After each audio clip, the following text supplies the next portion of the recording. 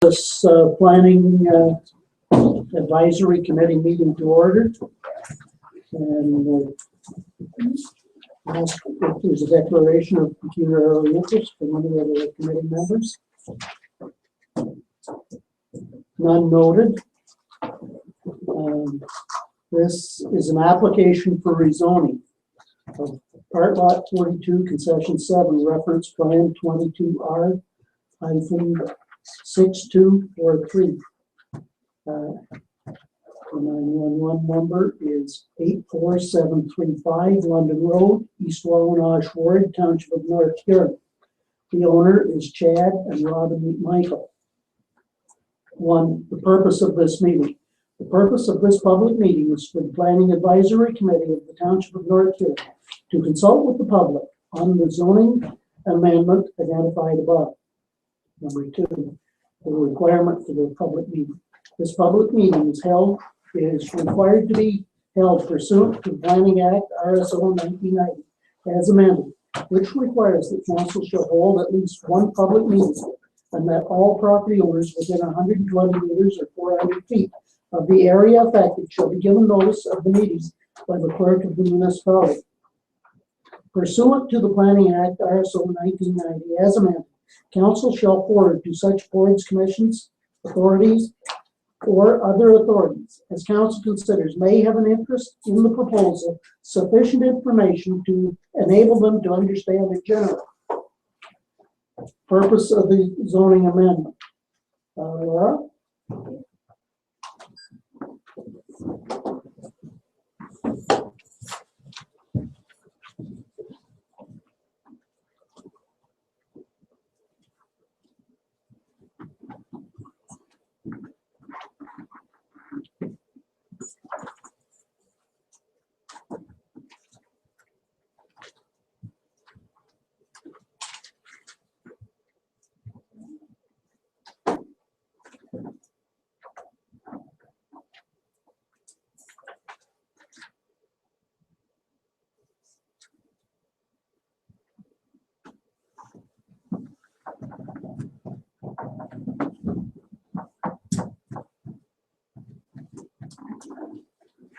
Good evening, everyone. So this application was submitted by Chad and Robin Michael. It is recommended that this application for rezoning be approved based on the planning recommendations in the report submitted and the ones discussed tonight. This bylaw proposes to amend the wording of the existing zone on the property of AG 4-7 Agricultural Small Holdings Special Zone. The subject lands require a zone change to amend the definition of home industry and to recognize a new permitted use for the sale and outdoor display of travel and towable trailers. At present, the applicants reside on the property, which is 5.2 acres in size. The applicants operate a travel trailer service and repair industry or home business on the property, which is a home industry as permitted under the definition of home industry as in the zoning bylaw. And that is part of a permitted use on an AG4 zone property.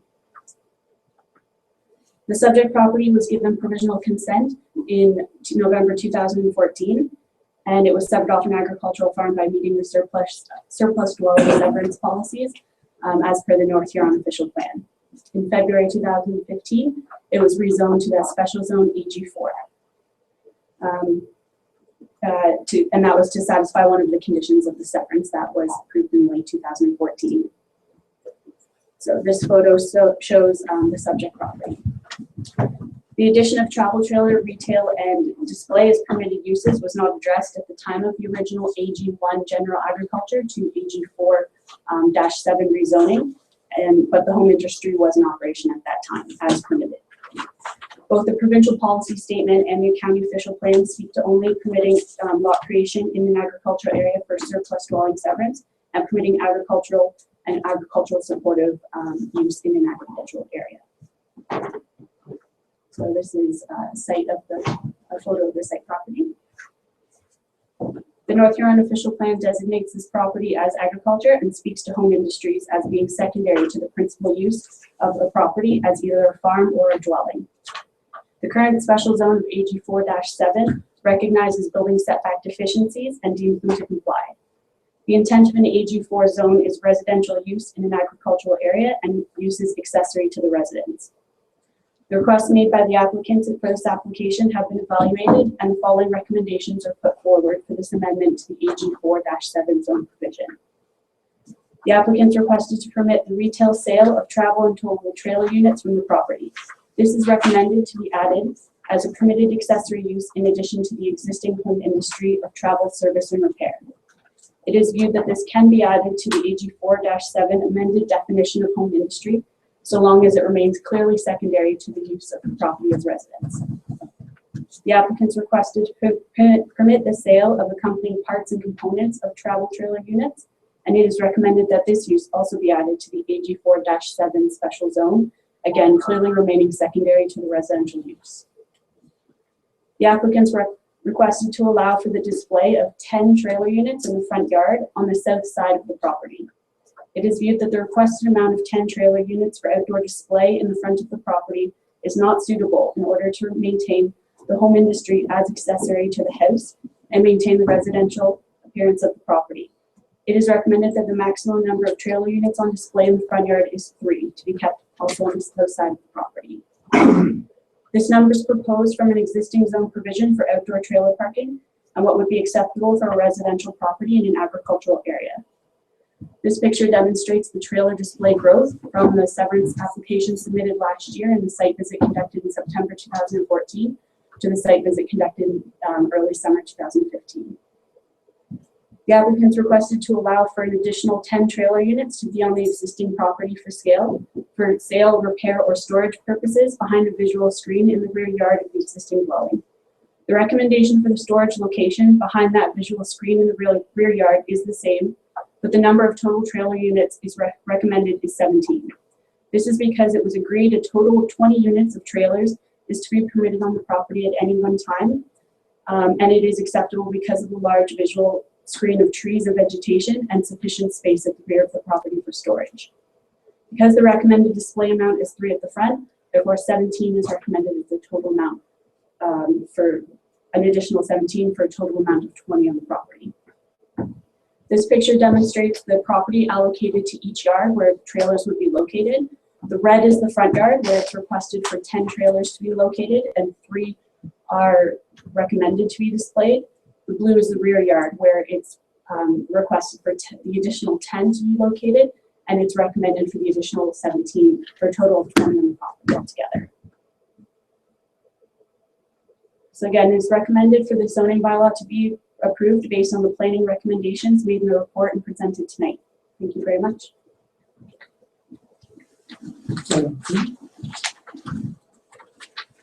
Thank you.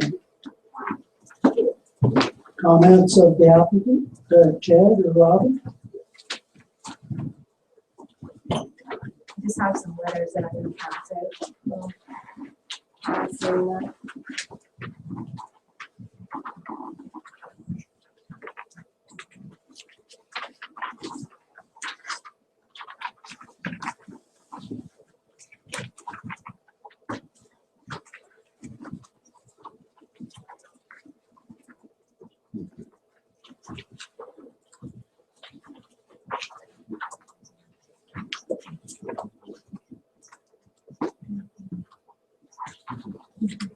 So the issue that we're concerned about, and the issue here is not if we are permitted to sell the trailers, it's the number of units that we will be permitted to showcase or display.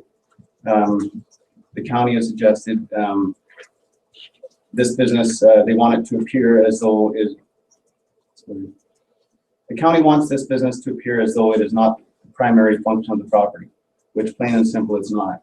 I work full time. And so does my wife. We're always going to live at this property in our home, like and use it for our home, regardless of the business activity. This business shows no activity in the winter months, nor does it in the evening. So I don't believe that it appears as though it's a primary function of the property. In order to maintain status as an authorized dealer, we must commit to a minimum purchasing level from the manufacturers. And that's 10 units per manufacturer. We have basically 6 months of selling season to move this amount of units. And in order to do so, we need to get them out in plain view. In order to be profitable at this business, we need to sell several units before we actually even break even. There are no traffic issues that I'm aware of, and I have a memo from Huron County Highways Foreman Jim Medigal that states they have not witnessed nor had any complaints with vehicles parking along the shoulder of the road. We have a letter of support, which you guys have there, from Ben Lobb's office, a letter of support from Sparling's Propane that just talks about a good business relationship we've started with them and how they feel they want to help support our business. We have a letter from our immediate neighbors directly across the road with their support. They don't have any issues at all with what we're trying to do here. This business supports many local businesses, including, but not limited to, Sparling's Propane, Light Printing, Wingham Advanced Times, Stapleton Interiors, Statons, Rona, Barney Tech and Walton, and BMF Insurance, and there are others. This is a good, clean business, a business that is creating work. It is supporting our local economy. It is bringing customers in that are local and also distance, who will usually stop somewhere to eat or shop or possibly get fuel. All we are asking is that we have your support in allowing us to develop our local business and be able to display in a modest number of 10 units in clear view on a well-kept site. I honestly cannot see how this can be a sustainable business unless we are able to advertise our product. In the handout I give you guys, there are some key, I don't even know it myself, but there are some key economic benefits. Every unit that we have is imported from the United States. It's generating 13% in tax revenue every time we bring one in. Every time we bring one in, they have to be processed through Canada Customs brokerage firm, which is creating work. The transportation company that delivers all of our units is out of Strathroy, Ontario. We're creating work for them as well. And like I said, there are a lot of local businesses that we're trying to support. By having only 2 or 3 units on display, we've been told this, that people don't even realize that we're selling trailers. They think that it's just a private sale. I think we need to have them out in plain view in order to move them. People have to be able to see what we have to offer.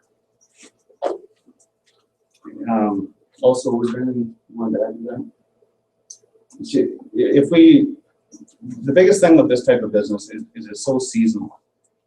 Basically, you've got 3 good months that we can sell it. People don't usually buy in July, August, or September. So you've got basically 3 months at the start of the season. And if you don't get them out and advertise them, we're not going to be able to sell them. And like I said, we do have to commit to a certain inventory level when we're dealing with these manufacturers. And I just wanted to reiterate on the note that this is secondary. Like we do, our kids grow up there. We use this as our home, and we always will. We're not going to run the business and not live there. I think I'd like to add that on your websites and that you guys promote business to come to Huron County. We're trying to do that, and we just want some support, basically. Like we're trying to create some jobs, and that's what you're all about. So I'm hoping that support tonight. Thank you. Point 6. If a person or a public body does not make oral submissions at a public meeting or make written submissions to the Township of North Huron before the bylaw is passed, the person or public body is not entitled to appeal the decision of the Township of North Huron to the Ontario Municipal Board and may not be added as a party to the hearing of an appeal before the Ontario Municipal Board unless, in the opinion of the board, there are reasonable grounds to add the person or public body. Members of the public are asked to provide comment if anybody wants to. I bought a trailer there.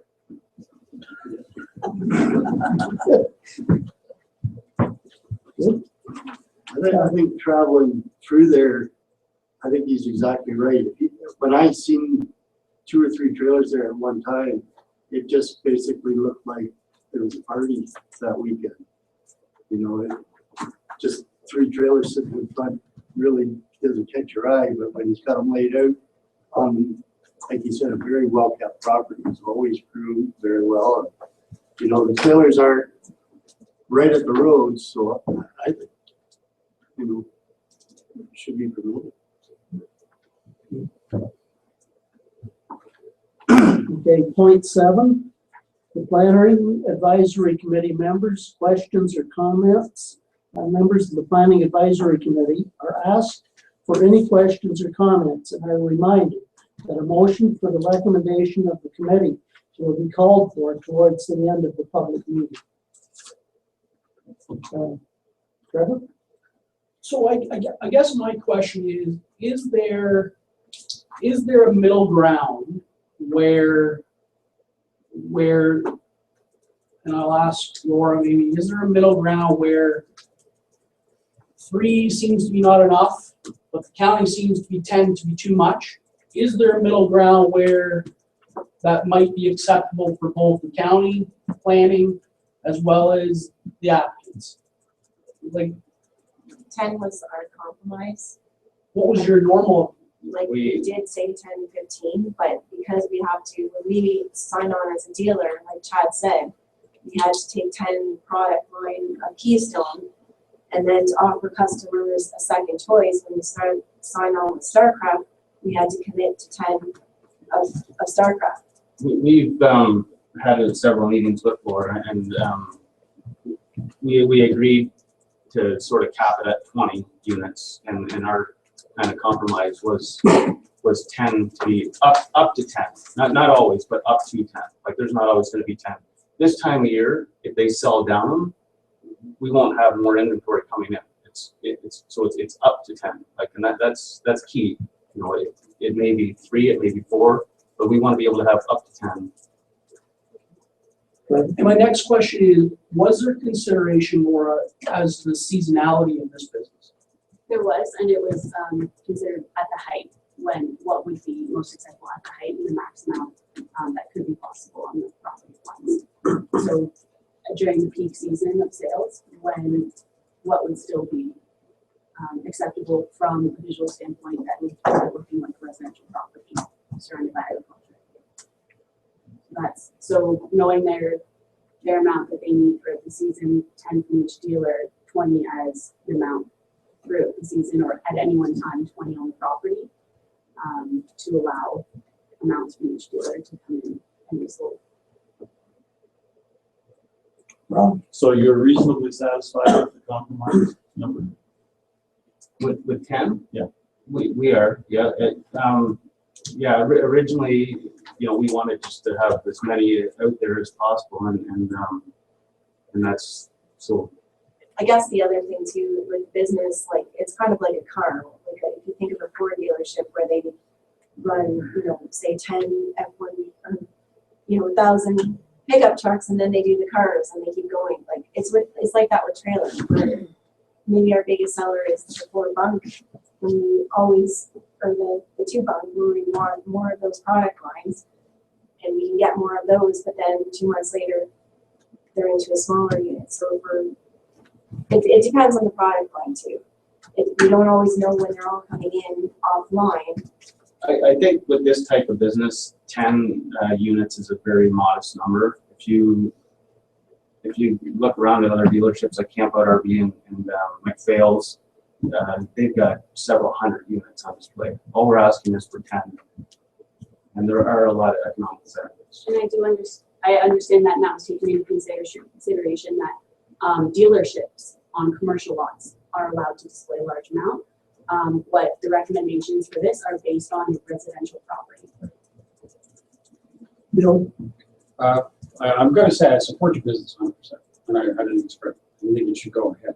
What I actually expected to see tonight was a zoning application for C3 highway commercial zone, because this is an allowable use under that zoning, and you wouldn't be able to discuss it whether you had 10 or 15 units in the front lawn.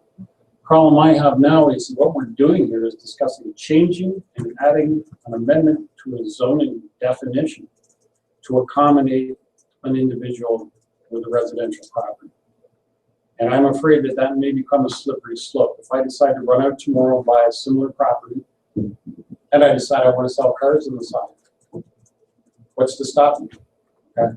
And that is also a C3 zoning application, and it's very specifically, it's actually right there under zoning application, mobile home and or recreational vehicle sales and service establishments, right there, highway commercial. Part of the reason why we didn't apply for highway commercial is because I do work full-time.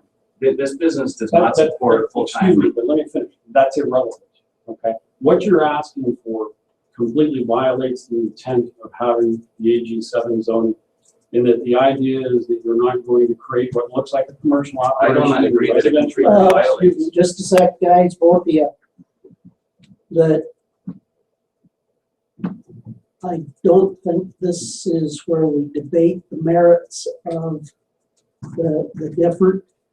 What is applied for is a special provision with the 4 to 7. Am I correct, Laura? And that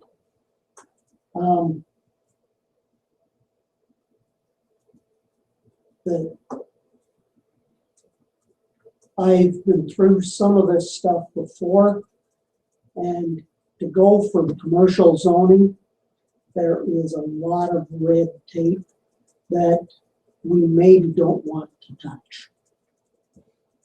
Can I finish? Okay, quickly, please. Very, very simply, I mean, we have the zoning bylaws that were brought into effect to be applied in circumstances like this. So now what we're doing is we're proposing to change them. Okay. I have an issue with changing zoning bylaws to accommodate individuals. Yes, there may be, the alternative is perhaps more red tape, but I would support that zoning change. I don't really see why there would be any major issue. Okay. So I'm sorry, but I just don't see it. I think this is going to bring us to a point where we're going to have all kinds of applications for people that are Going from an agriculture zoning to a commercial is a very big step when we have a provincial government that really is trying to keep agriculture and agriculture only. Then I'll let it go at that. Ray, you would. Yeah, I just commented. So you probably have no problem having 10 different units. No. Not one would be the That's- same. and That's that- what I'm meaning. That's what we like. Yeah. You need to show different ones. You know, That's what I was getting at when I said that we don't have a whole lot of control as to when the product when it comes off. I mean, we had told Laura that there's not always 10 there. It just depends. So I believe as a council, we have the right to change from the 3 to the 10.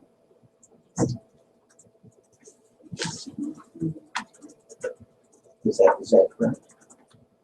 Right now, circulation was 10, correct? Yes, 10 and then an additional And 10. the county is recommending that it be changed to 3. Brock? I just wanted to comment. I think we've made any number of situations where we've made an accommodation for a specific circumstance. I don't see anything harmful or dangerous about this decision. I'm very much in favor. Just so because I understand Jim's question, so I want to make sure that I understand. We as a council, the applicant is put in for 10. Yes. We can approve the applicant as it was applied for, or we can take the recommendation of the county. Is that what I'm hearing? Correct. So we can either do one of two ways. One or the other. We have 2 bylaws here this evening. One that would comply with the applicant's number of 10, and one that would comply with the planner's recommendation. Okay. So it's up to council. Okay, thank you.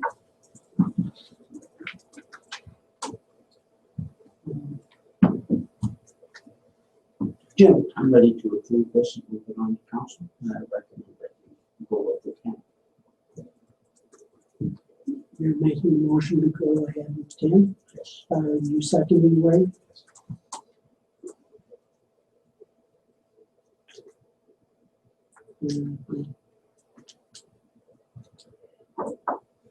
Anybody need to do it before the discussion? Nobody wants to make further comment on the motion? All in favor of the motion? Carried.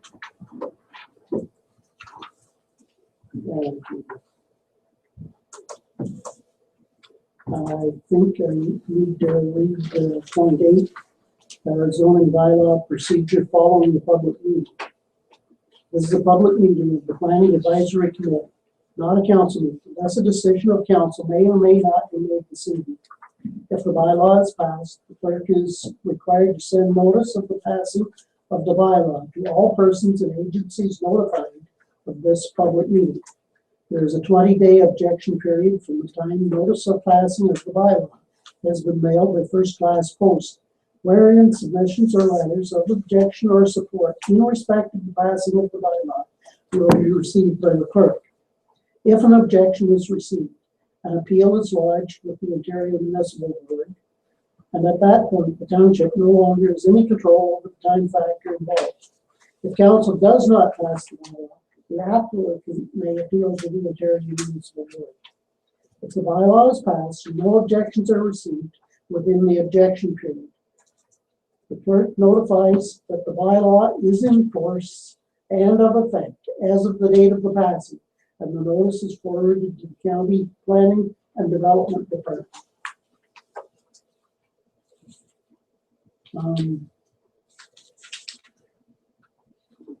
The 9, the recommendation of the County Planning and Development Department, basically what you said before, Laura, so I don't think there's any sense of repeating it. And that we've already passed the motion for 10, so that I will ask for a motion to adjourn the planning advisory. Trevor and Rob. All in favor? Carried. Okay.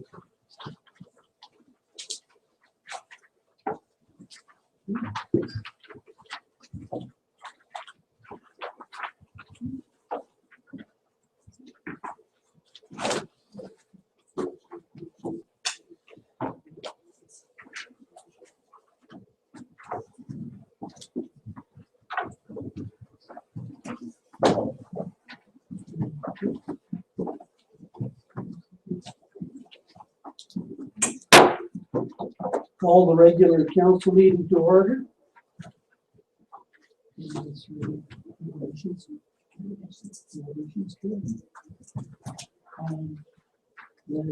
I'll ask for a motion to accept the agenda as printed.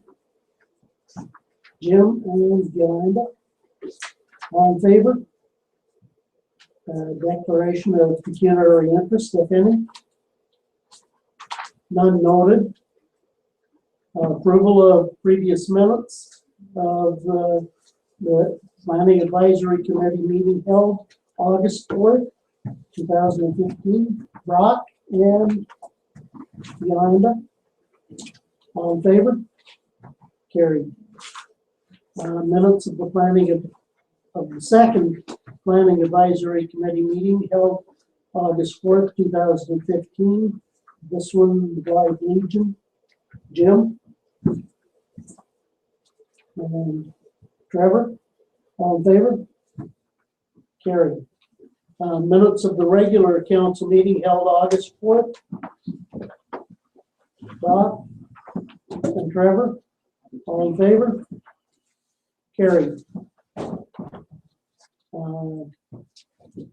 No deputations, petitions scheduled.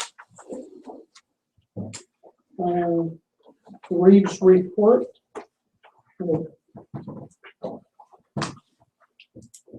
It was a very busy AMO convention,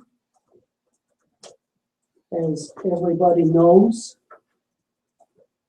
It was the provincial government do not realize that there is a difference between rural and urban. I felt that tonight strong. Sharon and Jim might have their own comments. It's something that we're definitely going to have to work with. And I feel that we will have to put some meetings together for the Good Roads Roma Convention in February, where we will visit various ministers in the halls and a few other places that I did have the opportunity to talk with a number of the ministers so that it was known we were there. And as always, I had Huron County clothing on so they knew where I came from. And I made that abundantly clear. Moving to the county council report.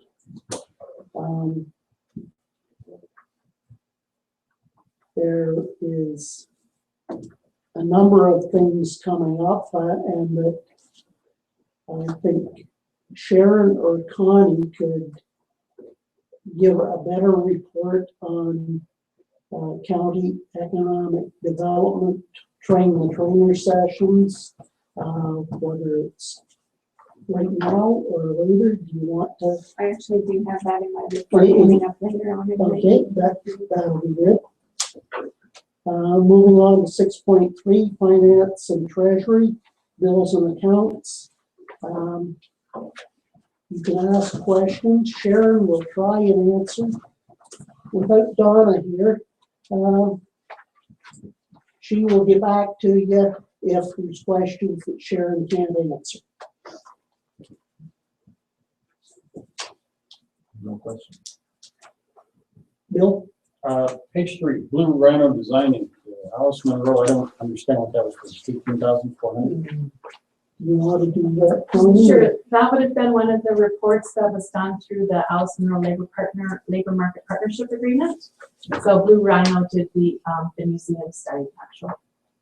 Okay, so that's all part and parcel of the other. Yes.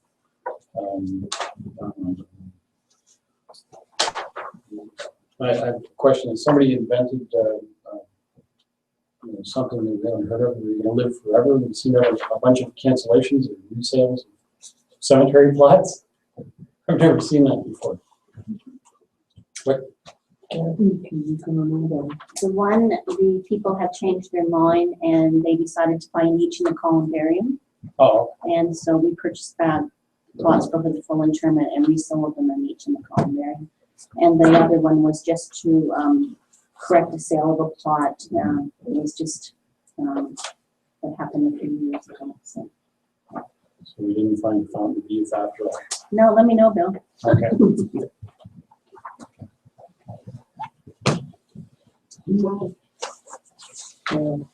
Brock? I move that the bills and accounts be approved. Trevor? Second? I'll second, but I do have a question. Go ahead.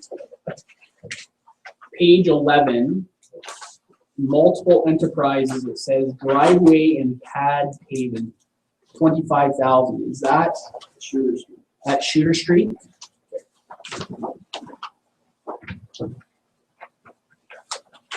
Okay, so no further questions, all in favor? Carried. Okay.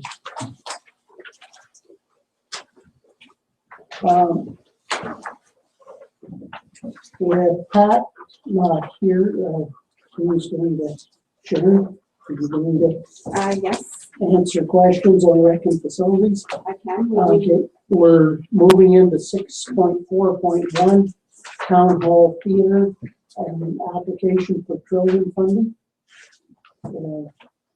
Questions?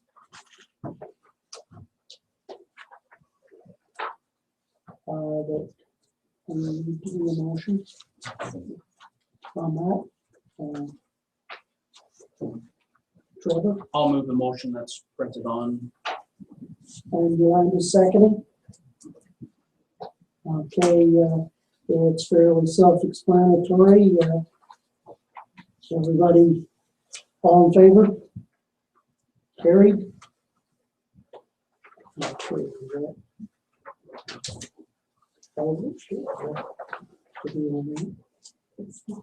okay, moving to 6.4.2, Public Works, and it's the OCIF expression of interest for Patrick Street. And I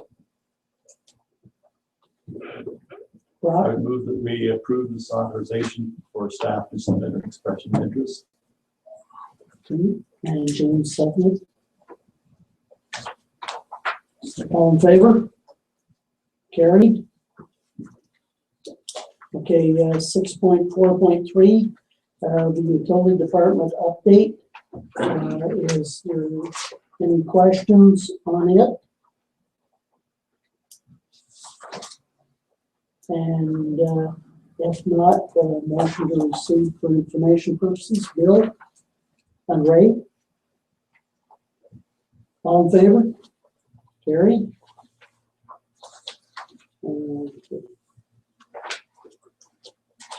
Moving to 6.4.4, Fire Department of North Huron, the department update. Is there any questions for David on that?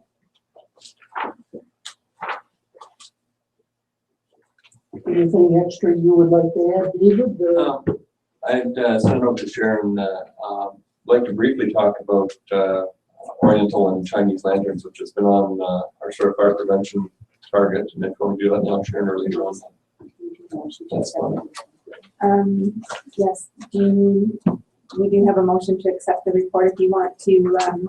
Just a couple of quick notes on the report. To ask council to flag the 28th of September, which will be our annual disaster day, as required by Emergency Management Ontario. And that'll be done in cooperation with Suncor and Foxton's this year. You'll also notice that we continue to work on some of our best practices, and it seems whenever we implement our best or introduce our best practices, shortly after that we get to implement them. We now have 2 female personnel who are attending incidents, and we're having health and safety issues with regards to washroom facilities for all of our personnel at long duration incidents. We have made an arrangement with a portable toilet company for emergency delivery of a portable toilet to our workplace, which in our case is a long duration fire ground. A week after we made that agreement, or had that discussion with them, we had our first incident where they needed to deliver a toilet, which it's one of those things you take for granted, but at the same time, the days of using your socks are done. Secondly, we've been working for quite some time on underfloor manure related issues with regards to the fire. And we had an incident in the ACW, and we used all of our sort of latest and greatest best practices. And everything we've been working on, everything we've been doing, all proved themselves to work right, to work well. So, you know, a lot of those lessons and a lot of things we're doing are things we've experienced and built around the lessons learned. But what we're doing is working, and we're now getting requests from across the province and even in the United States with some interest in what we do with manure in pig barns on fire. So I think we're on the right path. And one other quick note, we received our first check from Firemark, which is the insurance company that looks after helping us process insurance claims on structured fires. So that was kind of nice to get the first check through that. Okay, for the motion to accept, Trevor and Yolanda. All in favor? Carried.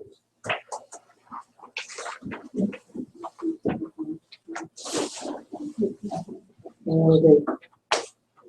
So if I could just for a few moments, pardon me that I did bring my garbage with me. There's been talk, you may have heard James Marshall on the radio One of the things that's becoming more common, and it's actually becoming a little bit of a concern for us, are oriental lanterns, sky lanterns, Chinese lanterns, depends what you choose to call them. And fire services are starting to take a much more active stance in terms of how we deal with those. Because what's happening is we're starting to get fires and fire issues around something that's supposed to be just aesthetic and pretty. And I wanted to bring in a couple things to council's attention and then have a discussion at the conclusion of that. Just as a perspective, when we're talking about oriental lanterns, these are the 5 that picked up off the streets of Blythe one weekend, first weekend in August, actually the civic holiday weekend. And I'll be honest, I'd never seen these things before other than on videos or in fire stuff. But one of the concerns is when these lanterns get caught in trees or get damaged, the principle of them having a flame in here that creates heat works fine as long as the bag is intact. But if something damages the bag, or if a gust of wind collapses the bag, lanterns that are on fire actually will collapse to the ground and set things on fire. So in one night, I managed to pick up 5 of these throughout Blythe. Some of you are where I walk every night. It's just sort of one of those things I do. But in one night, in my path, which is a 30-minute walk around Blythe, I came across 5. And as a fire chief, that's a little concerning. And I wanted to discuss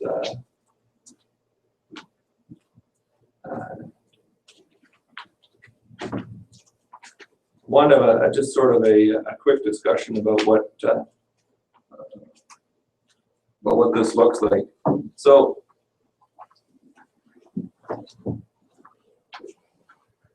these are called Chinese lanterns, Oriental lanterns, sky lanterns, and they are pretty. I'll be the first to admit when I saw these going across, I thought they were pretty cool.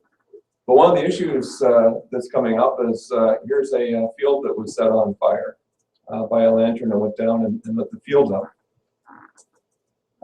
This is another example where a family was forced to leave their home after Chinese lanterns set fire to the roof on their house.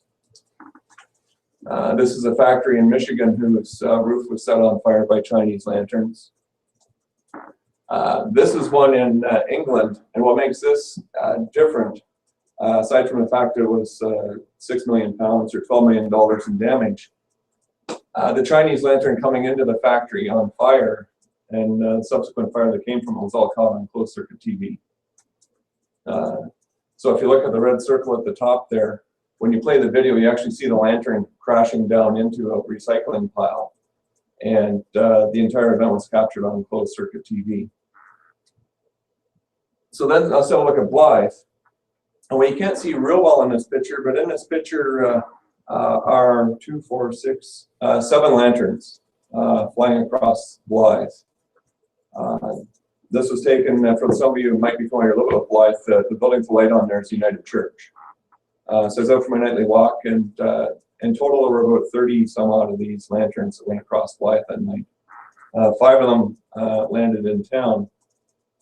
One of the challenges we face is our burn bylaw, Blue Water's burn bylaw, prohibit Chinese lanterns because they're a safety risk. Our neighbors' bylaws, however, do not prohibit the sale or prohibit the use of these. So we can have lanterns being lit in central Huron and blowing across North Huron, some landing in our town, some landing in fields in Morris Turnberry. But as a fire chief, there's nothing I can do because it's perfectly legal for people to light those. My concern is twofold. Firstly, like I say, you can see where the bags burned through. Got another one. The fact these came down in Blythe, there were only a few hundred feet of flight before they came down. Bags torn. This one comes down though it's still burning because the bag is torn. Well, if those land on the right thing, they will set it on fire, just as we saw in the pictures.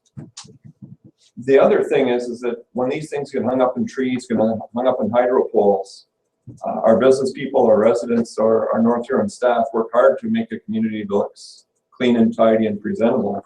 If you get a whole bunch of this stuff sort of stuck in the up out of reaching trees and so forth, on a personal level, it does kind of negate some of the efforts of all of our people to make our community clean and presentable.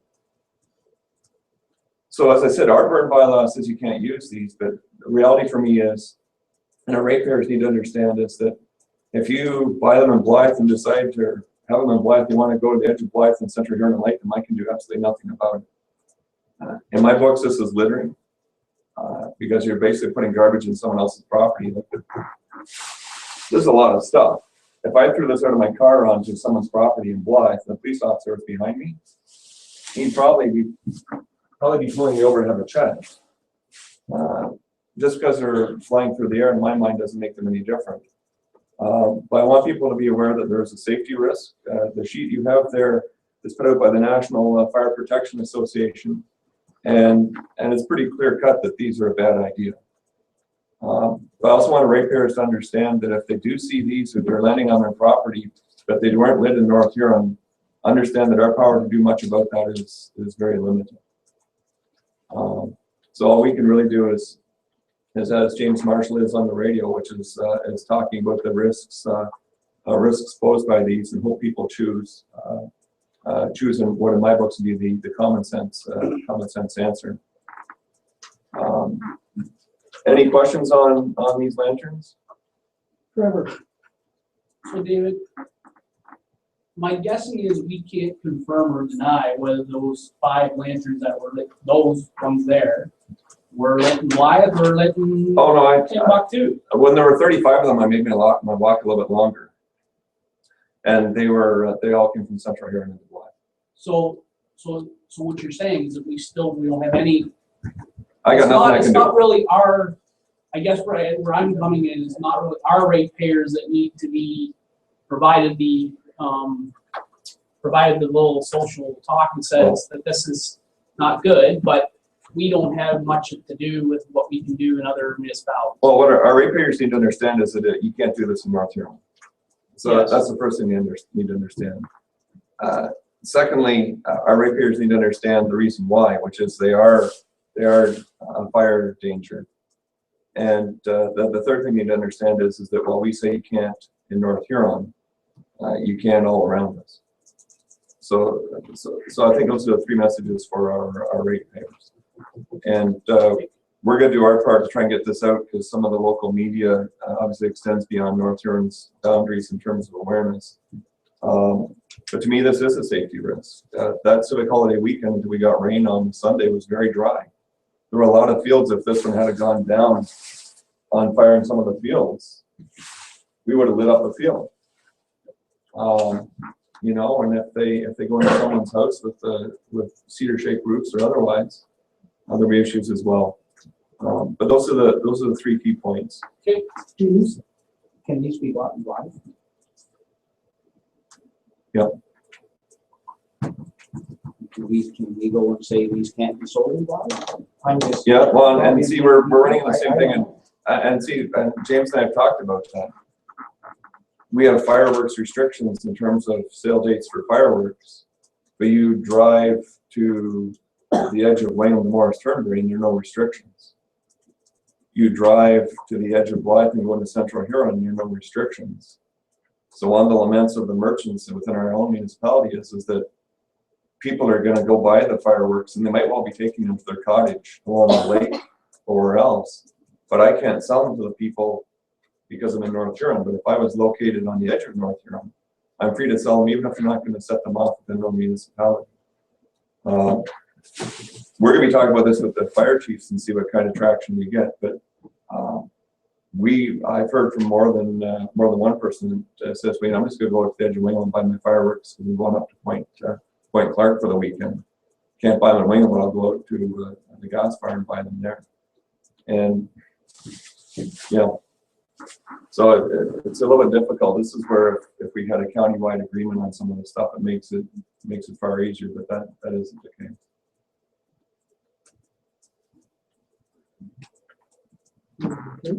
And the only other thing I want to throw up is I'm getting lots of people asking how are we doing this year compared to last year. So I just thought in a 20-second graph. The dark blue on the left is this year's call volume as of the 31st of July. Dark blue bar on the right was our budgeted call volume for the 31st of July. So you'll see we're still running a little bit ahead of schedule.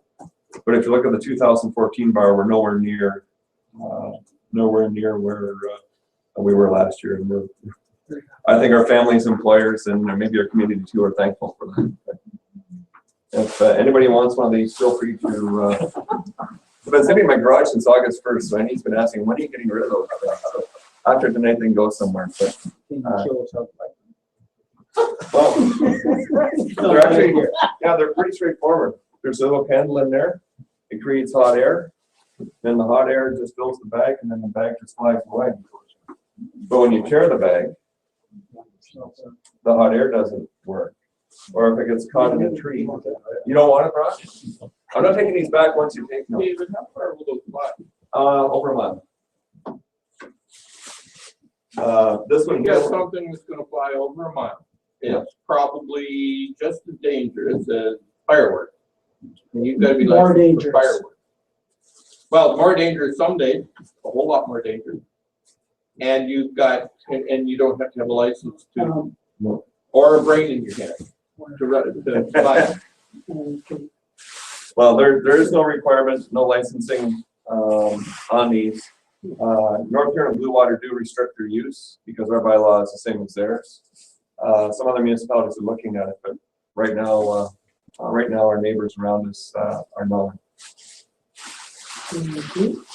Thank you, David. Moving forward, the Public Works Department, 6.4.2.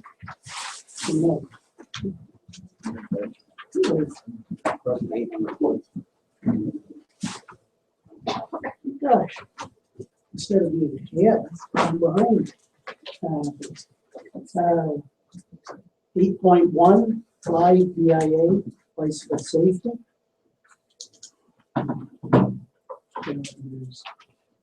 Let's suggest approved motion. Sharon? We received a letter from the Blythe BIA right at the deadline for council, so we're requesting a motion to refer that to the Director of Public Works to report back to council.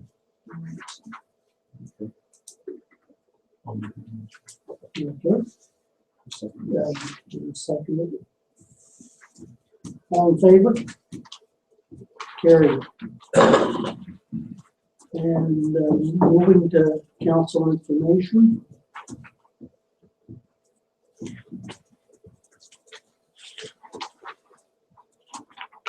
And it's just the news release on the community infrastructure funding. Trevor. Move the correspondence be ordered, read, and filed.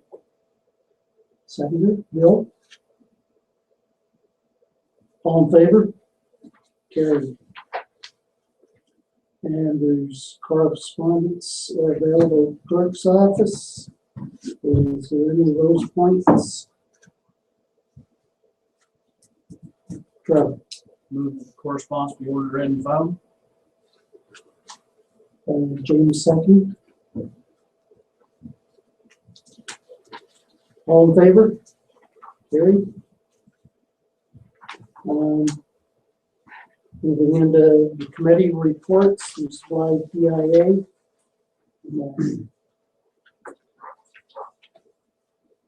Self-explanatory. Street Fest.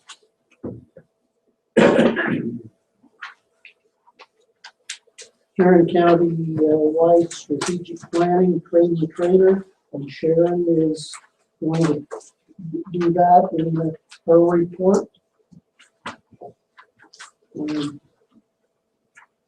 There is file of minutes for East Walmarsh 150th.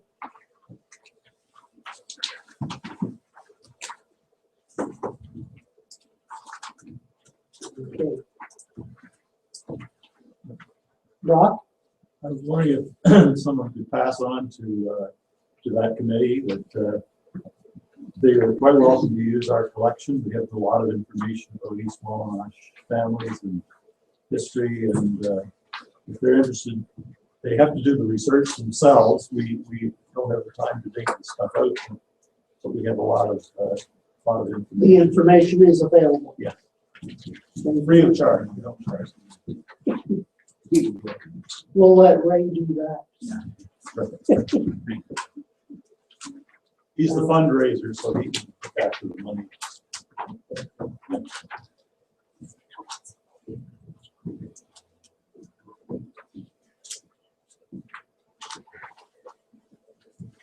Okay. 12.1. Bylaw number 23, 2015.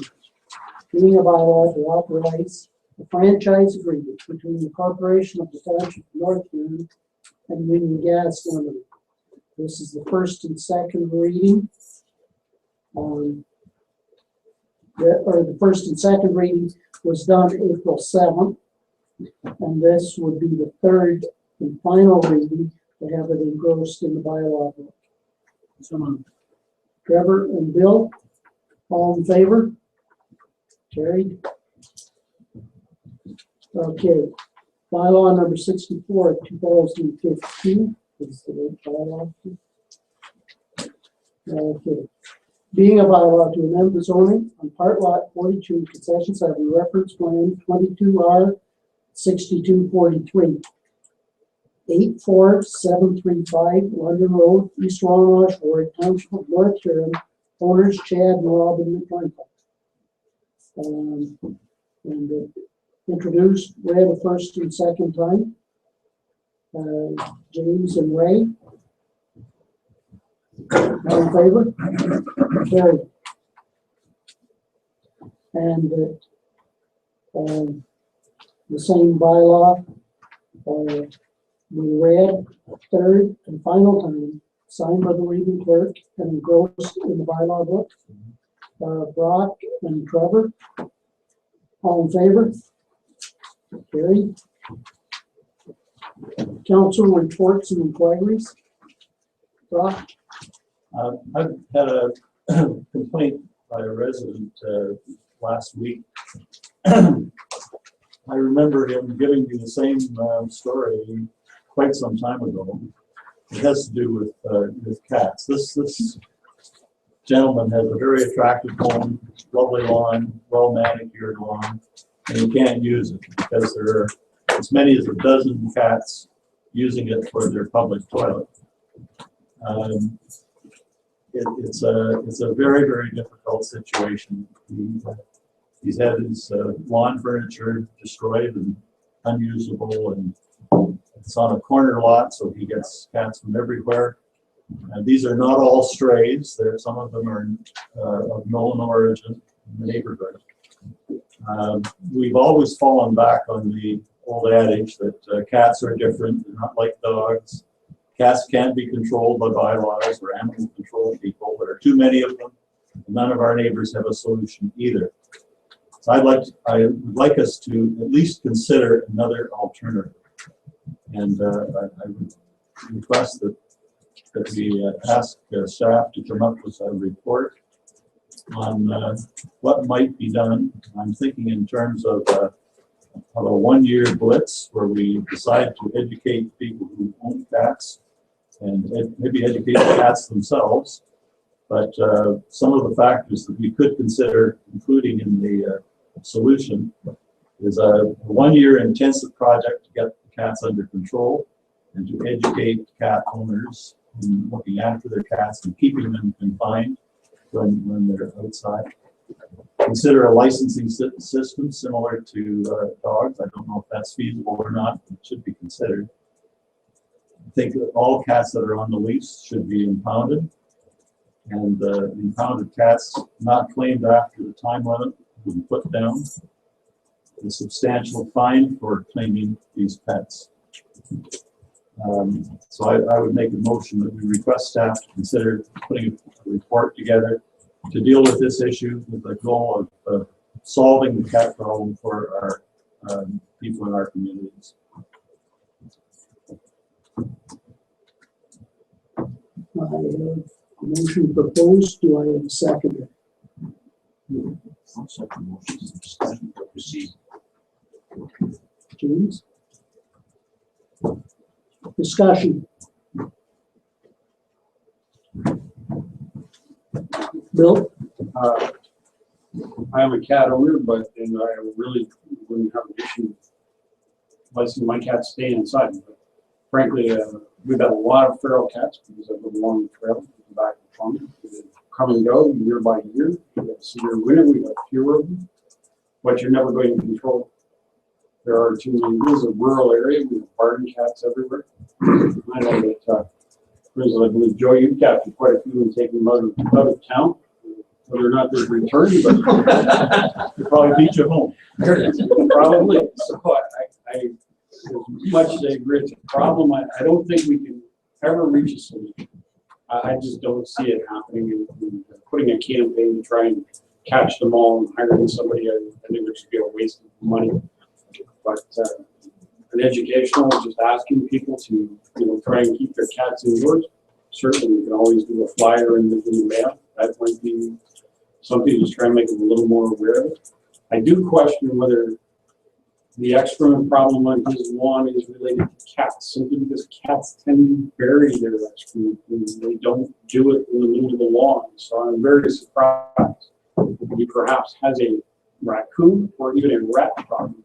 Now I found probably what is either rat or raccoon excrement on my deck a couple nights ago. And so, that may be the issue with my having with the cats, and I hate to think of get rid of cats and more rats.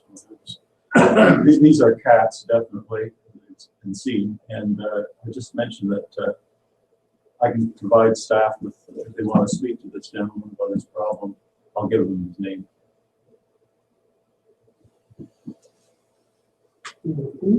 Further discussion, right? I suppose maybe it's the same property owner, maybe not, but I had a complaint too, so I think it's the name. It's really not fair. Trevor? So as I have the similar concern I think the whole municipality has a similar concern. The concern is though, how much money do you throw at a problem that you don't know if there's a viable solution? And I'm in support of the staff. Maybe they have a better idea of what that solution is. I don't know, but I think having somebody tag their pet isn't necessarily the solution that you're going to gain. You're going to get a lot more revenue if people decide to do it. That's if they decide to do it. We don't have, unless somebody's gonna, that control is only based on if somebody complains that they haven't got a tag. So I don't know if that's the solution.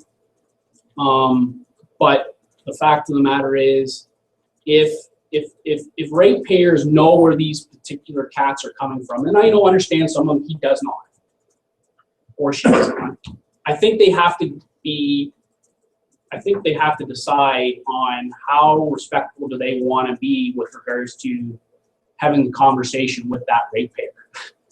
Like if I'm a ratepayer and I am having this problem and I know it's my neighbor's cat, I'm gonna go have a talk with my neighbor, at least to see if that's a way that we can solve the problem without causing a whole bunch of other problems.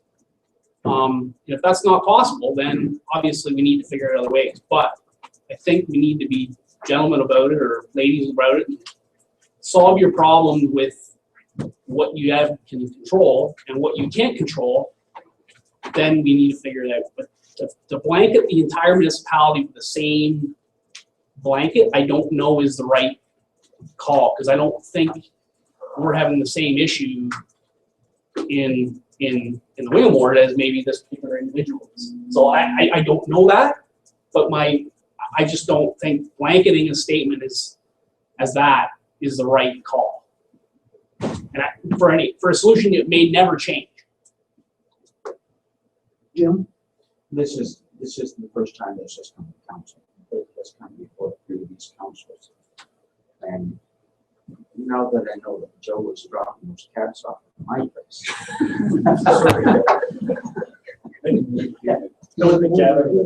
But it does become a big issue because we do get a lot of cats dropped off.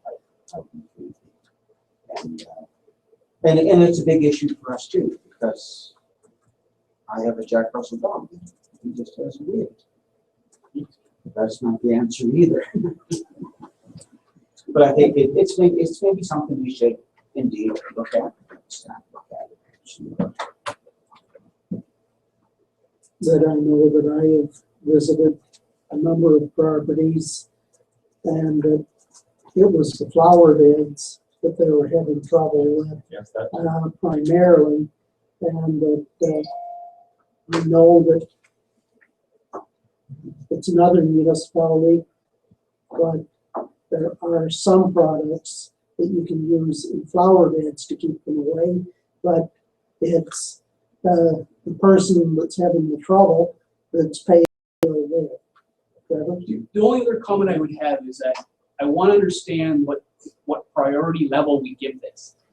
Because our staff have enough that we've given them to make sure that we need to see reports that are of a higher priority when it comes to managing this municipality than it is with regards to cats. So I'm fine with the report, but it's number 25 on the list of 25. none of this taxpayers' estimations. But Well, Sure.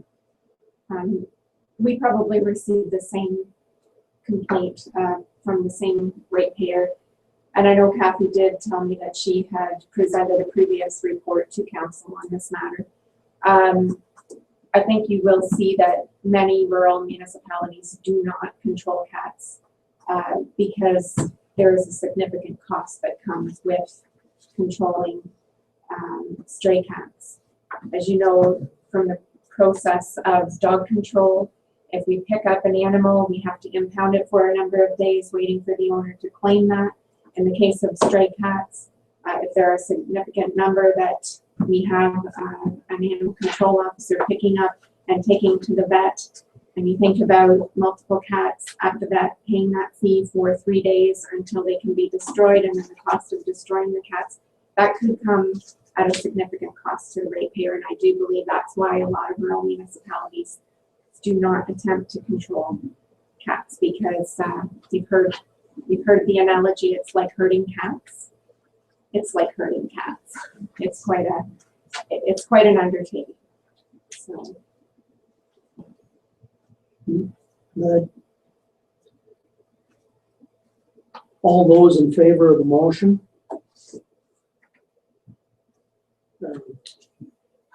Yolanda, which is your hand up or not? Okay. I'll do those opposed. Okay, that carries. There will be a staff report and public works. Could I request a timeline from council and when you'd like that report back? We're getting firm. More specifically? For the end of term. Well, there's a date for that. 31st, 18, 2018. As time available, but don't leave a roads project unsupervised to do it. I'm wondering if can we complete our service review reports first? Sure. so yeah, we've given them a direction on what service reports we would like to see. After that, I'm up for that, but I don't think it goes priority one. I agree. Okay. Other council questions or? Great. Beaver control. I've got a property owner that's water backed up and it's killing quite a number of trees. So what's the procedure there? I have somebody that wants to be in control, yeah. Okay, so, well, as long as I know where the problem lies. Right?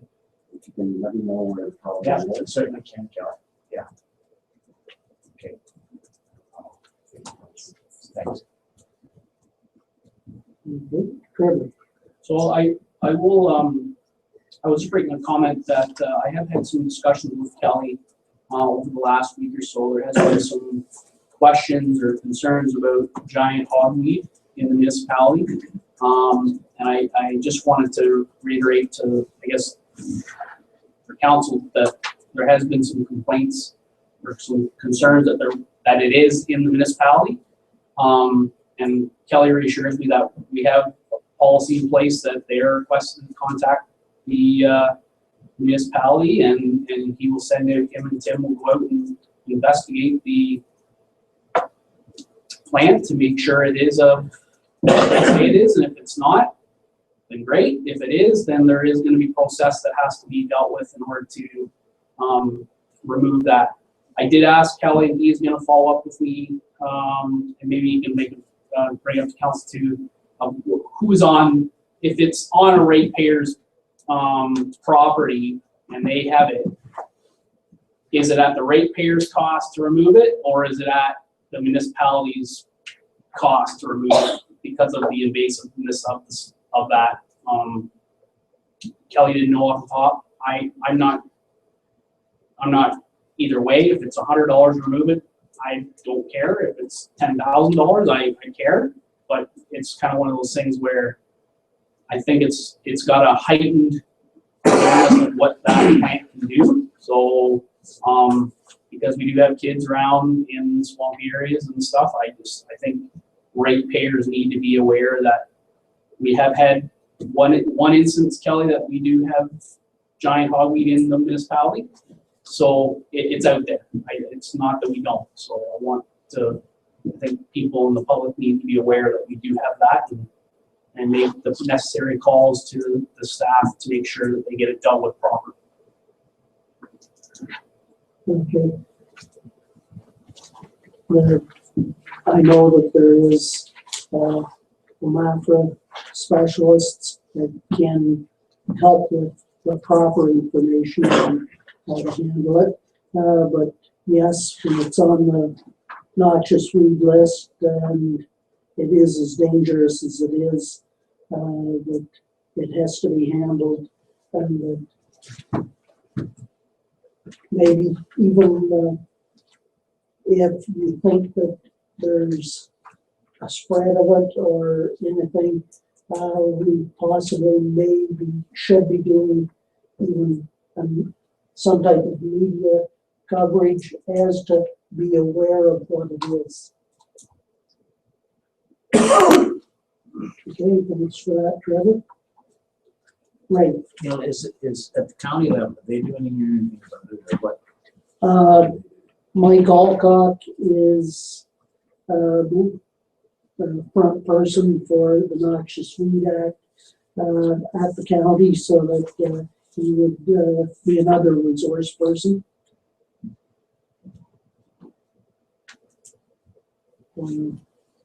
Anything else? James? I was at the annual conference down in Niagara Falls. To me, it was a very good conference. They had a lot of good sessions, and a lot of sessions that we just don't have time to go to all the sessions that we really want to go to. And it does make your time go. It's a busy 3 days. So I thank you for the opportunity to do that. Thanks, Steve. Is that everything for queries and questions, comments? Okay. Moving to 14, the CAO's report.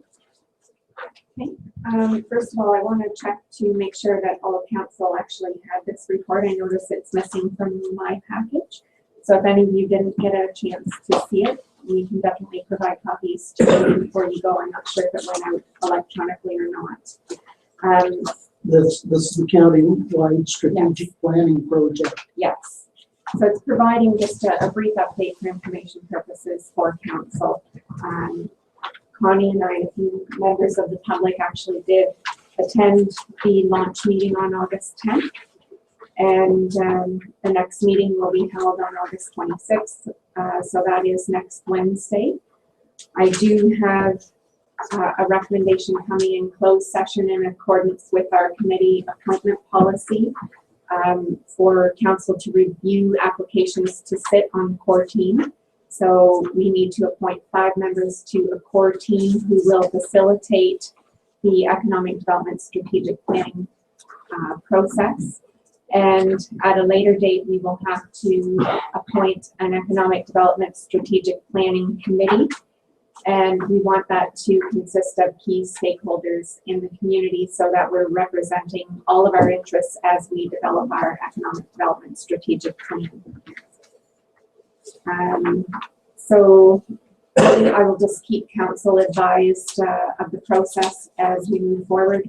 And I expect to be coming back on September 8th with some recommendations as to who will sit on the strategic planning committee. But at this time, the rest of the report is just for information purposes.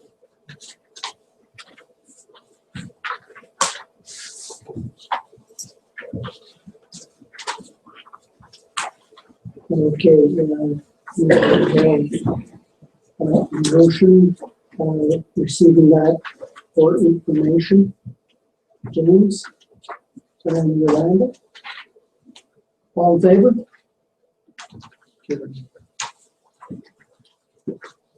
Public gallery questions on what we've been talking about tonight in the agenda. Denny.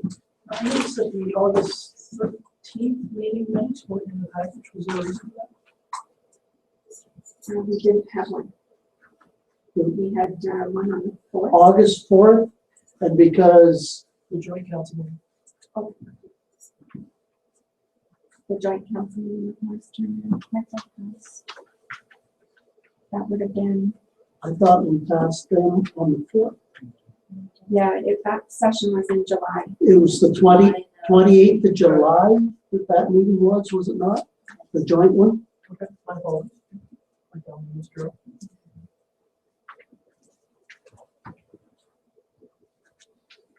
Other questions?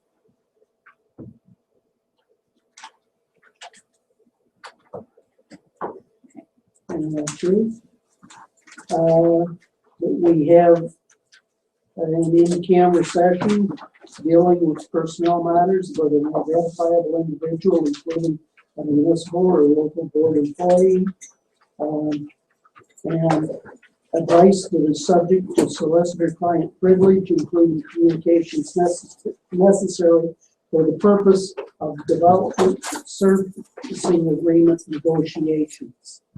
Do I have a motion to go in camera? Ray and Brock, all in favor? Carried. We will have a short recess.